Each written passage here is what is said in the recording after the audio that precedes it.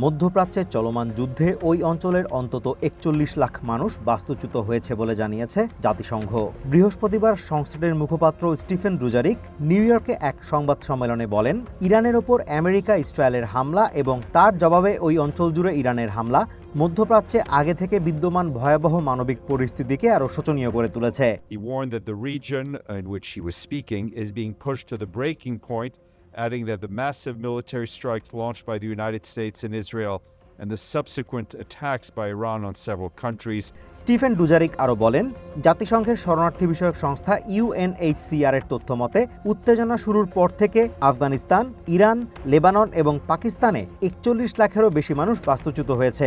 এছাড়া প্রায় ১,১৭,০০০ মানুষ সীমান্ত পেরিয়ে অন্য দেশে আশ্রয় নিয়েছে। According to UNHCR, more than 4.1 million people have been internally displaced in Afghanistan, Iran, Lebanon, and Pakistan since the beginning of the escalation. শুধুমাত্র ইরানেই ৬ থেকে ১০ লাখ পরিবার বা প্রায় ৩২ লাখ মানুষ সাময়িকভাবে বাস্তুচ্যুত হয়েছে। এদের মধ্যে অনেকেই তেহরান ও অন্যান্য বড় শহর ছেড়ে উত্তরাঞ্চল ও গ্রামীণ এলাকায় পালিয়ে গেছে বলে জানান তিনি।